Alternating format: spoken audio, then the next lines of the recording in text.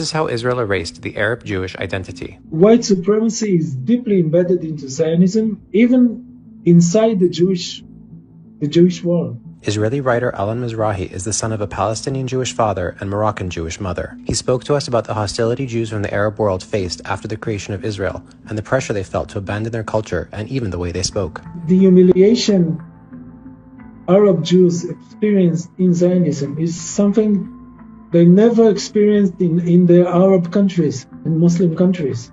They never experienced white supremacy in Morocco or Iraq or Yemen. They only experience it here. 45% of Jews in Israel originate from the mostly Arabic-speaking countries in North Africa and the Middle East. Today they're called Mizrahi. Many left those countries after a rise in hostility largely sparked by Zionism and Israel's creation in 1948. But in Israel they faced hostility too. Zionism's early leaders condemned them for being too Arab, calling them uneducated masses and savage. They treated brown Jews and Jews from Muslim origins from Arab countries as inferior. When they arrived in Israel, Mizrahi Jews were placed in transit camps, then slums in so-called development towns, largely to provide cheap labor to Ashkenazi settlements.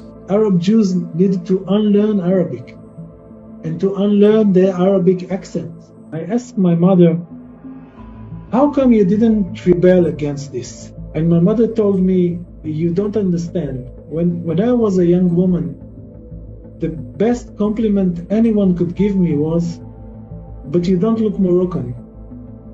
Everything that was good was European and American and Western. The domination of Ashkenazi Jews in Israeli society also meant Mizrahi Jews inherited the trauma of the Holocaust. The experience of European Jews, of endless persecutions and pogroms and all this experience they went through, which Arab Jews didn't go through. They were told that the people that they had lived with and lived next to for all those centuries were now the worst enemies for many IDF soldiers who are ethnic Arabs, who are Arab Jews. When they are mocking those women who look and sound exactly like their grandmothers look, this is saying, look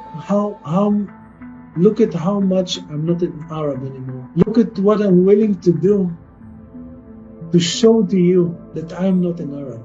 Alon says Israel's desire to carve out a European or Western identity ultimately works to erase Judaism's diversity and history. Jews were actual Semites, not white Americans telling you they are Semites. You had Jews in Morocco and Yemen, in Iraq, living in their places, in their towns, and praying in their synagogue for hundreds of years. This whole world of meaning is gone.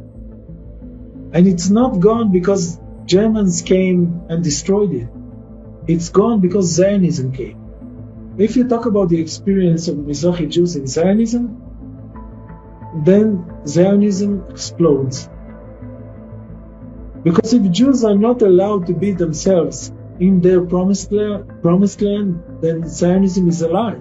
If you have to hate Arabs the minute you set foot in Israel, then Zionism is a lie, because many Jews were also Arabs and spoke Arabic.